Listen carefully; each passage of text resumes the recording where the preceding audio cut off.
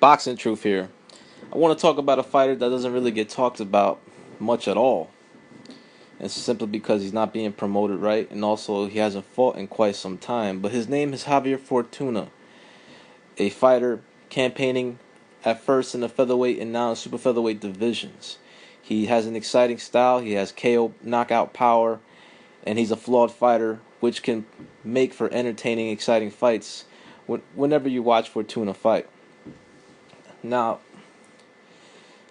I wanted to talk about Javier Fortuna, and it's because I went on boxrec earlier today and I realized who is the number one fighter in the 130-pound weight division. Now, they have Javier Fortuna as the number one fighter at 130. Now, it's very debatable who is number one at 130 pounds. Neither guy is very established in the division. There's a lot of champions there. Also, guys with other type of straps. And it's interesting that Fortuna is considered the number one fighter in the division, considering he doesn't have a legitimate world title around his waist. He's got a regular strap, so he's not a real champion. And the sad thing about Fortuna's career, he has yet to win a legitimate world title in his entire professional prize fighting career. He's won an interim WBA featherweight strap in the featherweight division when he beat a club fighter from Ireland in Patrick Hyland, and it took him 12 rounds to defeat him. A fighter, Gary Russell, recently just iced in 2 rounds, did what he was supposed to do, but Fortuna, it took him 12 rounds to get a decision where he didn't wow the crowd, didn't wow any fans. That's the thing about Fortuna. He has performances where he's very explosive, he's very exciting, and you want to see him again. And then he also has a couple of performances, some performances where he just doesn't wow the crowd, doesn't look his usual self, doesn't look like his most explosive self from his past fights. It's happened in some of his fights. He had a mediocre performance against Brian Vasquez, probably the best fighter on paper he's fought to date.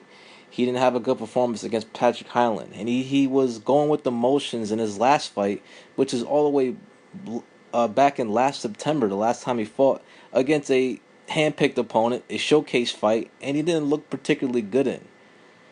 He should have starched that dude out a lot sooner than he did. He stopped him in 10 rounds, but that was a guy rated in over the top 100 according to boxrec when Fortuna fought him. A guy nowhere near his level, a guy who was handpicked, just a guy to make Fortuna look good, and it took 10 rounds for Fortuna to stop the guy. So that's the last time we've seen Fortuna fight, and yet he's rated number one at 130 pounds despite not having a legitimate world title around his waist. The guy who has the real WBA belt, his name is Giselle Corrales, a guy who just knocked out the long reigning champion at 130 pounds and Takashi Uchiyama.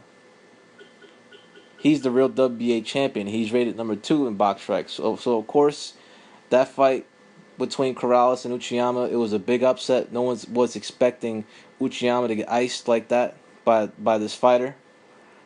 So it's very debatable who is the number 130-pound fighter in the world. But it just seems like Francisco Vargas has more of a case. You know, he does have a legitimate title around his waist. He beat Miura, who was a champion for the WBC, in a fight of the year type of fight.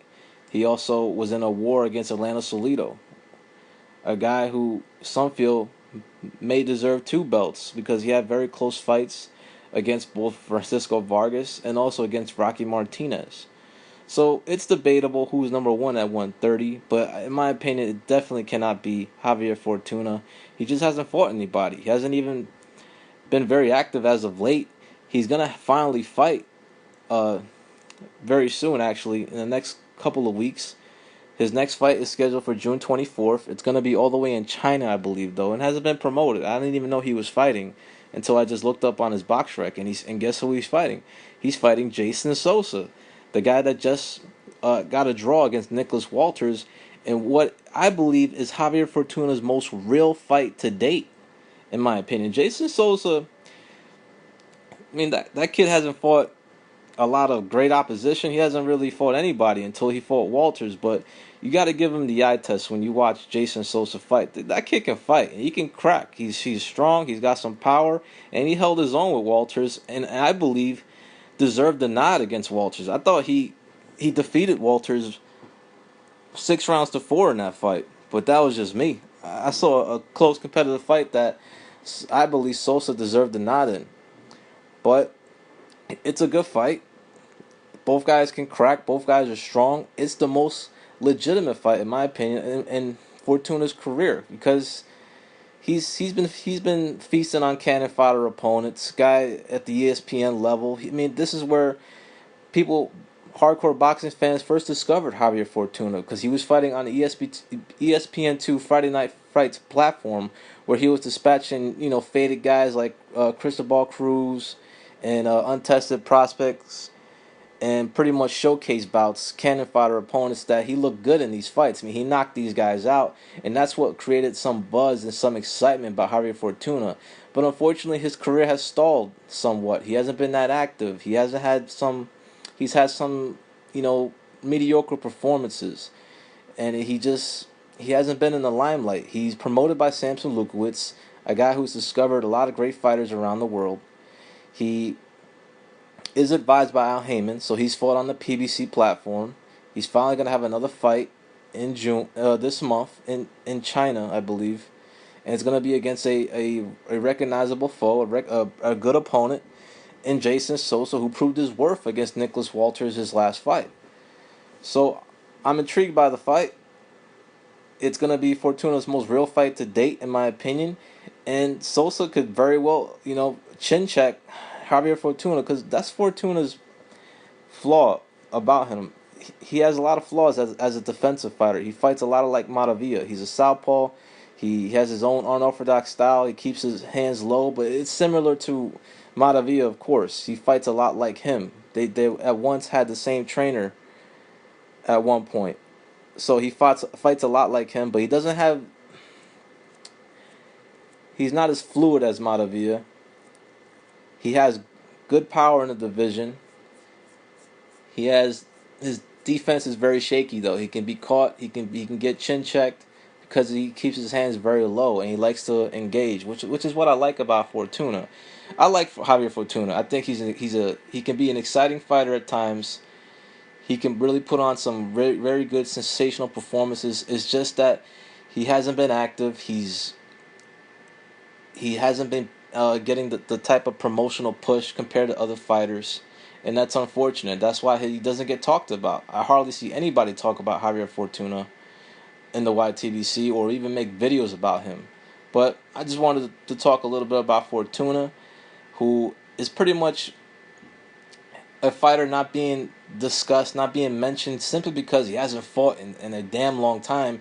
And I didn't even know he had a fight coming up until just recently, that he was going to be fighting Jason Sosa. I had no idea that fight was happening, but it's a good fight.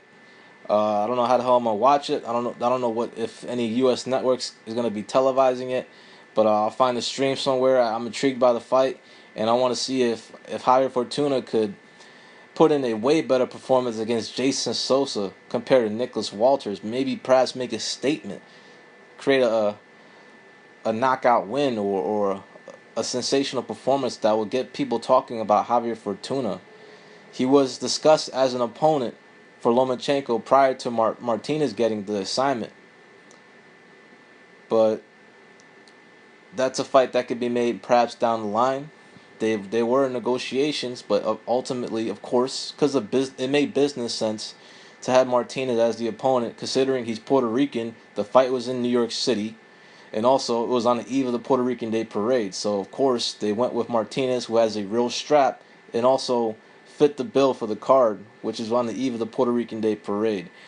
But looking forward to Fortuna's next fight. Hopefully, his promoter and Heyman can keep him more active, get him better promotional push to actually get some fans actually talking about this guy, because the guy has the style. He's got some knockout power. He's put in some great performances. He's had shitty performances as well, but he's a flawed fighter, an exciting fighter that can create for good fights if matched correctly with the certain styles that can make him look for entertaining fights. And he's definitely a fighter to look out for the 130 division, but he needs to get promoted a lot better and also be a lot more active. But y'all let me know what y'all think about Javier Fortuna. This is Boxing Truth. I'm out.